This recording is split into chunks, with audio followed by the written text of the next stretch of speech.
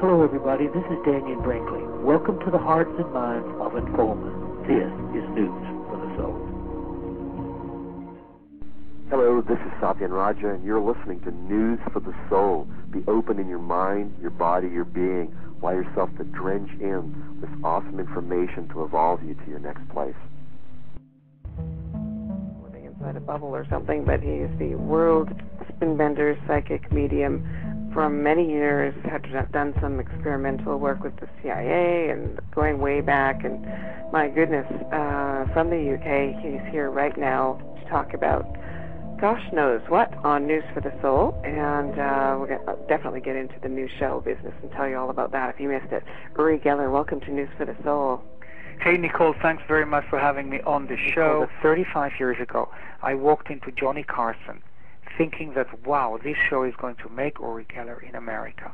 Everyone talked about Johnny Carson. Anyone who gets on Johnny Carson has made it. And unknown to me, Johnny Carson was an amateur magician who did not believe in the paranormal. And I walked into a trap. I was set up.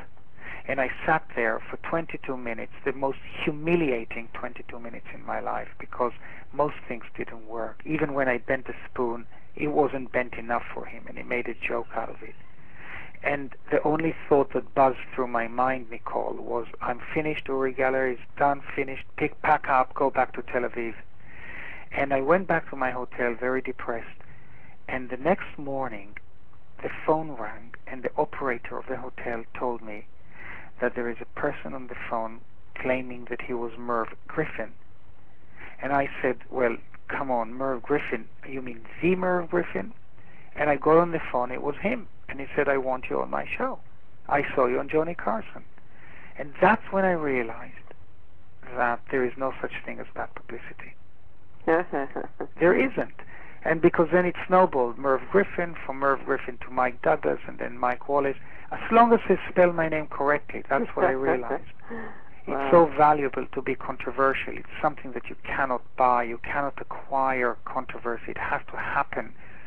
And just to complete the kind of the controversial arena that I'm in, 100 years ago, Oscar Wilde said a great line. I mean, he said many interesting paragraphs, but this one pertains to me. He said that there is one worse thing than being talked about, and that's not being talked about. Well, you've certainly been talked about over the years, my goodness gracious, in several continents. You know, it's interesting what you say, too. It's true. It's inconsistent when it's real, when it's coming from something beyond our regular 5 sense powers, isn't it?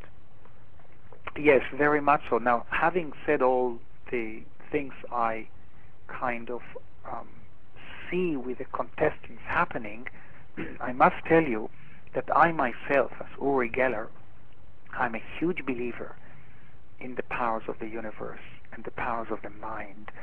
There is no doubt that the brain, our minds, it is the strongest and the most powerful tool in the universe, simply because everything is energy.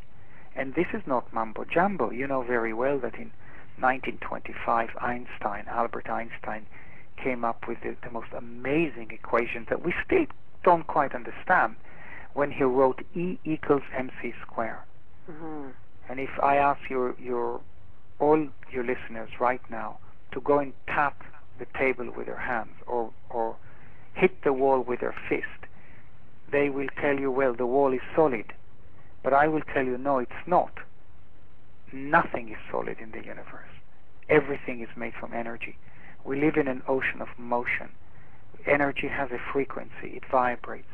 The table feels solid to you because it vibrates at a certain frequency, but if you put a microscope into the table or into your hand, you will find cells, molecules, atoms, and inside the atoms, energy. So energy also never ends, never stops. You cannot kill energy. Therefore, scientifically, I think we have to believe in the paranormal and in mind power.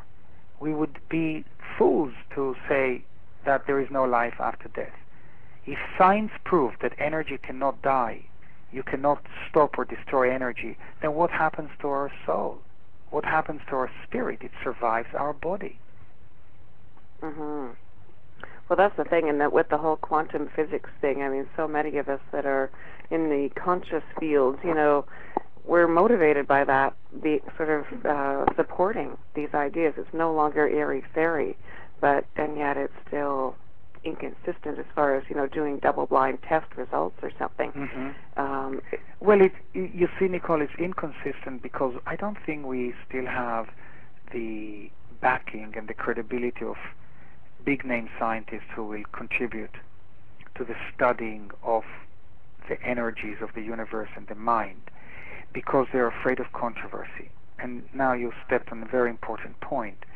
I mean, I was studied by the CIA, by the American Defense Department decades ago. They got me out of Israel, sent me to Stanford Research Institute in Palo Alto, and then I went to the Lawrence Livermore Radiation Labs where they build nuclear weapons. From there to the American Naval Surface Weapons Center, and I can go on and on and on. And they validated actually what I was doing. But they were a small group of open-minded scientists. Today, as you know, research is funded.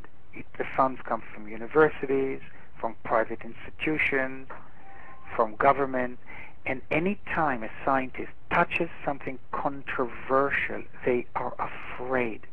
They are afraid for their jobs. They're afraid to be fired. They're afraid that what their colleagues will say about them. They're afraid that the grants will stop. Then how do they pay the bills? How do they pay the mortgage? How do they bring food to their home? How do they send the kids to school? That's really the stumbling block in the overall picture of scientific research into the paranormal and into mind power. Yeah, and fear definitely shuts down any kind of opening to that. Exactly. In more ways than one, I guess. When you did do that testing with the CIA, what is it that you were doing with them specifically? Well, first they wanted to validate my abilities, because any magician can duplicate what I do with tricks easily. They wanted to see that under laboratory control conditions. Once I proved myself in these laboratories, they knew that they can use me. And I had many tasks. Most of them I can't talk about, but the ones that I can, for instance, they based me in Mexico City, where the Russians had the largest consulate or embassy in that hemisphere in Latin America, in which a lot of KGB agents worked. And once a month, there would be 2 KGB agents who would fly out of Mexico City on Aeromexico with a diplomatic pouch chained to their wrist. My task was to fly with them. They obviously did not know who I was, and I was just in the first class cabin as a passenger, but I was seated next to them. And throughout the flight, I would concentrate and I would beam thoughts into that diplomatic pouch to erase the floppy disks that they were carrying. And it worked, because I was asked to do more and more and more. Then I was given tasks like bombarding Russian high diplomats to defect. Then I was asked to remote view secret information where nuclear trucks were moving in Russia. These are the things that I can talk about. But there are other things that you will actually astound you if I tell you what else I've been asked to do, Wow. which scared me, and I catapulted out of that work. Wow.